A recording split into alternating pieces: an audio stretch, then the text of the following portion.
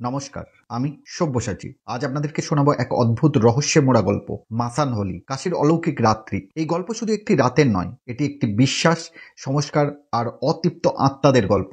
ভারতের বিভিন্ন প্রান্তে যখন রঙের উৎসব হোলির আনন্দে মেতে ওঠে, তখন কাশীর মণিকর্ণিকা ঘাটে শুরু হয় অন্য রকমের এক হোলি, মাসান হোলি। এই হোলি জীবিতদের নয়, বরং মৃতদের উৎসব। বলা হয় এই বিশেষ রাতে মৃতদের আত্মারা ফিরে আসে জীবিতদের জগতে, তাদের অসমাপ্ত ইচ্ছা পূরণ করতে। পুরাণ মতে বলা হয় শিবের বরদান পেয়েছিল কাশী, যে কেউ এই পবিত্র নগরীতে মৃত্যুবরণ করবে সে মুক্তি পাবে। কিন্তু কিছু আত্মা এই পৃথিবী ছেড়ে যেতে চায় না, তারা ফিরে আসে এই মাসান হোলির রাতে। বছরটা 1857 সাল। কাশীর এক ঘিঞ্জি গলিতে থাকতো ছোট্ট রঘু, বয়স মাত্র 12 বছর। কিন্তু মনে অগাধ কৌতূহল। সে তার ঠাকুরদার কাছে শুনেছিল মাসান হোলির গল্প। মাসান হোলির রাতে মৃত আত্মারা ফিরে আসে, তারা জীবিতদের সাথে হোলি খেলে। কিন্তু কেউ যদি ভুল করে তাদের পথে বাধা দেয়, তবে সে আর জীবিতদের জগতে ফিরে আসতে পারে না। এই গল্প শুনে রঘুর মনে জন্ম নিল এক ভয়ঙ্কর ইচ্ছা। তার বাবা বছর 2 আগে গঙ্গার ঘাটে মৃত্যুবরণ করেছিল। রঘু বিশ্বাস করত মাসান হোলির রাত্রে তার বাবা আত্মা নিশ্চয়ই ফিরে আসবে। সেই রাতটা ছিল ফাল্গুনের পূর্ণিমা, চারপাশে রঙের উৎসবের রেশ তখনও কাটেনি। কিন্তু রঘু একা বেরিয়ে পড়ল মণিকর্ণিকার ঘাটে। রাত যত গভীর হয়, গঙ্গার ধারে বাতাসে ভেসে আসে ধূপ আর আগুনের গন্ধ।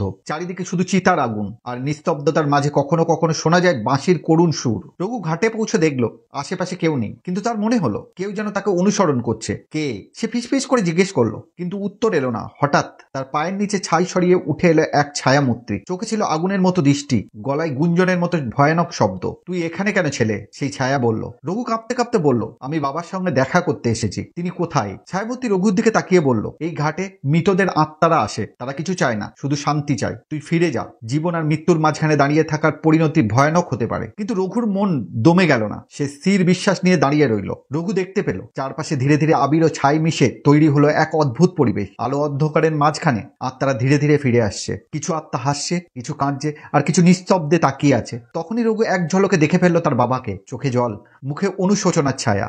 বাবা! চিৎকার করে রঘু দৌড়ে গেল তার দিকে। কিন্তু তার বাবা বললেন, না রঘু, এখানে এসো না। আমি তো মুক্তির পথে ছিলাম, কিন্তু তুই এখানে এসে আমাকে আটকে দিলি। এখন তুই ফিরে যা, আমাকে মুক্ত হতে দে। রঘুর চোখে জল। সে বুঝতে পারলো মাসান হোলির রহস্যময় নিয়ম ভাঙা মানে আত্মাদের শান্তি নষ্ট করা। আমি কি করব বাবা? তার বাবা বললেন, গঙ্গার জলে স্নান কর আর আগুনে আবির দাও, তবেই আত্মারা শান্তি পাবে। রঘু চোখ বন্ধ করে গঙ্গার জলে স্নান করলো আর চিতার আগুনে আবির ছড়িয়ে দিল। হঠাৎ ঘাটে আলো ফুটলো, আত্মারা ধীরে ধীরে মিলিয়ে গেল। রঘুর বাবার মুখে শান্তির ছায়া। তুই ঠিক কাজ করলি ছেলে, এখন আমি মুক্ত। ফিরে যা জীবিতদের জগতে। রঘু চোখ খুলে দেখলো সূর্যোদয় হয়ে গেছে, কিন্তু তার মনে রয়ে গেল সেই রাতের রহস্যময় অভিজ্ঞতা। মাসান হোলি শুধু আত্মাদের হোলি নয়, এটি জীবনের অপরিহার্য শিক্ষা। অতৃপ্ত আত্মার মুক্তির জন্য দরকার বিশ্বাস আর সঠিক সিদ্ধান্ত। মাসান হোলি, যেখানে জীবন আর মৃত্যুর মাঝে মিলন ঘটে, আর